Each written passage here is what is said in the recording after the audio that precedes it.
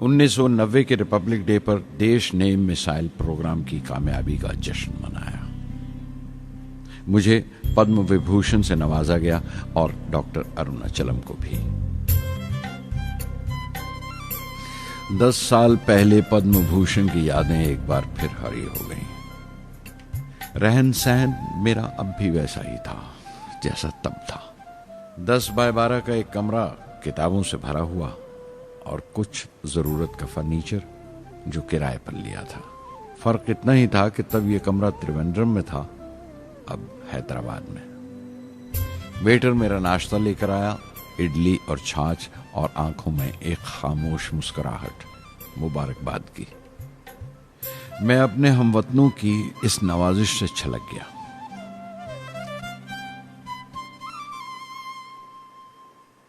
मैं जानता हूं कि बहुत से साइंसदान और इंजीनियर मौका मिलते ही वतन छोड़ जाते हैं, दूसरे मुल्कों में चले जाते हैं ज्यादा रुपया कमाने के लिए, ज्यादा आमदनी के लिए।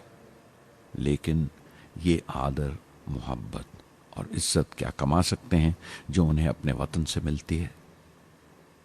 15 अक्टूबर 1991 में 60 साल का हो गया। मुझे अपने रिटायरमेंट का इंतजार था।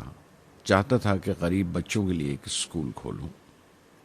ये वो दिन थे जब मैंने सोचा कि अपनी जिंदगी के तजुर्बे, मुशाहिदे और वो तमाम बातें कलमबंद करूं जो दूसरों के काम आ सके। एक तरह से अपनी स्वाने उम्री लिखूं, अपनी जीवनी। मेरे ख्याल में मेरे वतन के नौजवानों को एक साफ नजरिए और दिशा की जरूरत है। तभी यह इरादा किया कि मैं उन तमाम लोगों का जिक्र करूं जिनकी बदौलत मैं ये बन सका जो मैं हूं। मकसद ये नहीं था कि मैं कुछ बड़े बड़े लोगों के नाम लूं, बल्कि ये कि कोई शख्स कितना भी छोटा क्यों ना हो, उसे हौसला नहीं छोड़ना चाहिए। मसले, मुश्किलें जिंदगी का हिस्सा हैं और तकलीफें कामयाबी की सच्चाइयां हैं। जैसा कहा है किसी ने, खुदा ने यह वादा नहीं किया कि आसमान हमेशा नीला ही रहेगा, जिंदगी भर फूलों से भरी राहें मिलेंगी। खुदा ने यह वादा नहीं किया कि सूरज है तो बादल नहीं होंगे, खुशी है तो गम नहीं, सुकून है तो दर्द नहीं होगा।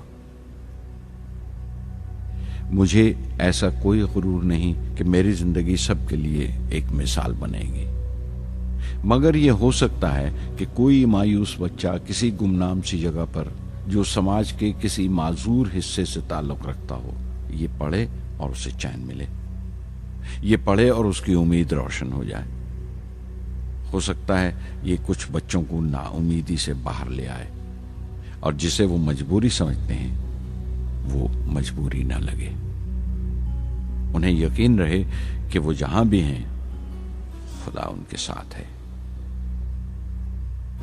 काश हर हिंदुस्तानी के दिल में जलती हुई लौ को पर लग जाए और उस लौ की परवाज से सारा आसमान रोशन हो जाए।